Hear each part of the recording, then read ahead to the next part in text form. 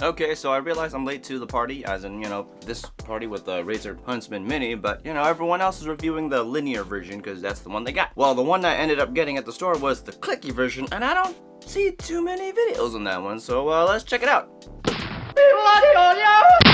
Like I just said, we're checking out the Razer Huntsman Mini, which is a 60% keyboard, and this one is the clicky one that uses those optomechanical switches that uses a laser to actuate. That's it. Inside the box, you're going to get the keyboard, which is noticeably very small, as it is a 60%. You're also going to get a cable, which is a USB-A to USB-C cable, which is something I always appreciate seeing in a keyboard. As usual, you're going to get a manual, a Colt membership card, and some stickers.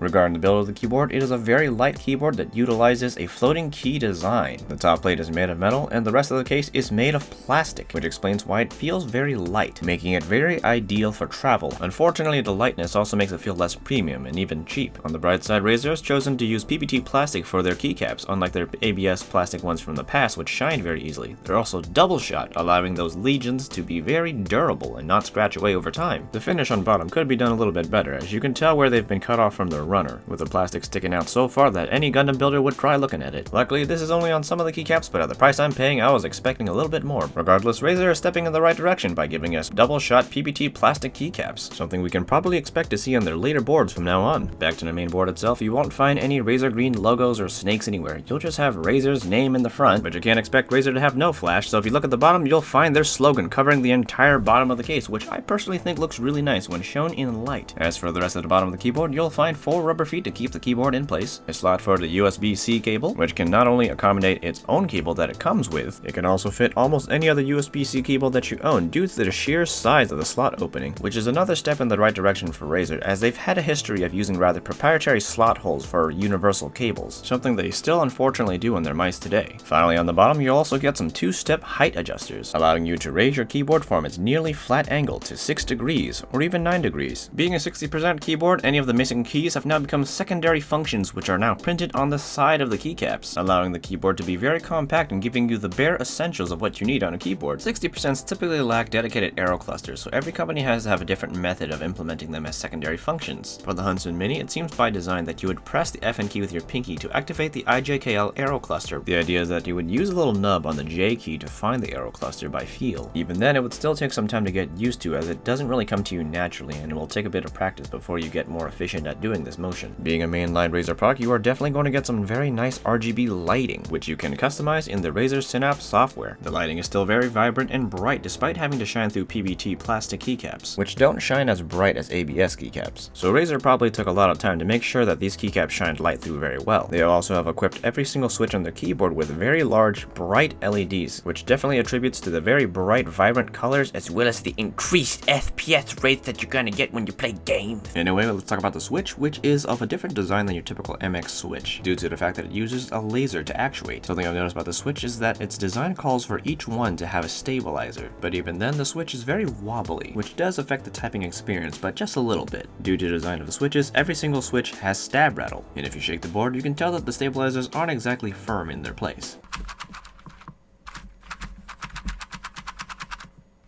Okay, don't get worked up over the rattling. That's a very side-to-side motion due to the placement of the stabilizers, and that's not going to really affect the performance of it, and when you're using it, you're not going to hear that side-to-side rattle. You have to shake it like this to hear it. That's it, let's get to a sound test.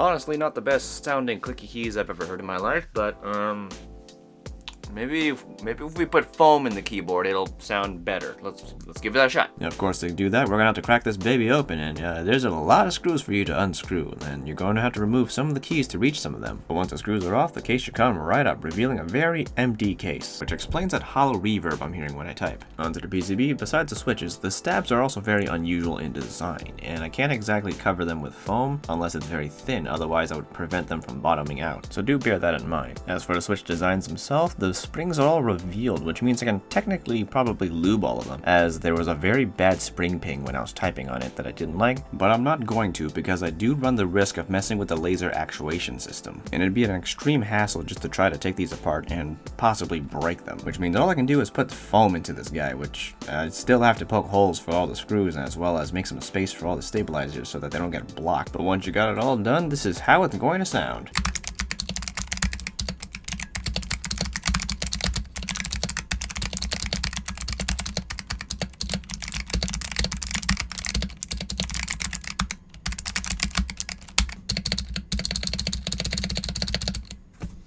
Alright, as you can tell, it sounds way better. It just sounds more bearable with foam in it. And because I know a lot of you guys are going to ask, I'm going to leave a link in the description about which foam I use and where I got it. Okay, now I know a lot of you guys are going to be using this keyboard stock and you're not going to be modding it and cracking it open. So I decided to use the keyboard stock myself for a few days. And my experience in the past few days was terrible. You see, the thing about clicky switches is that you buy them for the sound experience, and these provide a pretty bad sound experience. As you heard earlier in the earlier sound test, the switches just sound very hollow due to the hollowness of the board. There's reverb inside it, and the springs have a metallic ping. They're very pingy. I can't deal with spring ping. Listen to this guy. It slowly drives you nuts over time as you're typing. I just can't stand it. And if you're gonna block the sound with headphones, why did you buy clicky switches anyway? All that said, the foam mod, I would say, is a must for this board. And if you can, lube the spring. Just know that you might run the risk of messing up with your lasers, so I don't know if I can even recommend lubing these springs. Hopefully Razer's watching and they'll factory lube their springs in future keyboards. Now the Clicky Huntsman Mini is gonna run you down $120, and I just can't recommend it at that price with this atrocious sound. If you're gonna get a Huntsman Mini, just get the linear version, but that's gonna cost you $130, which is more than this guy. Honestly, I think both boards should be around the $100 mark, provided what they provided. And there's just a lot of other 60% keyboards on the market. Don't get me wrong, it's a decent keyboard, but I think the main selling point for this guy is the fact that it's made by Razer.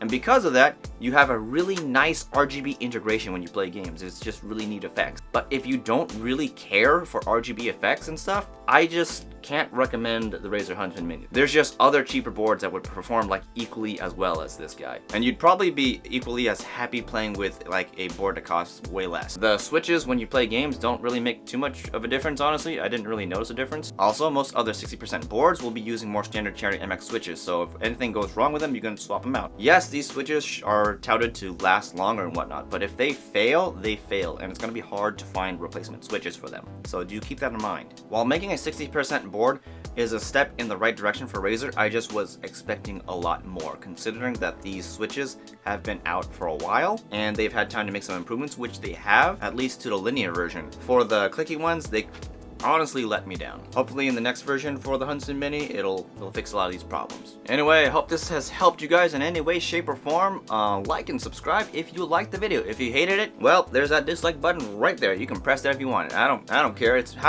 all about how you feel about it. Also, make sure to hit that notification bell so you know when I'm posting next. And I'll see you guys next time, I guess.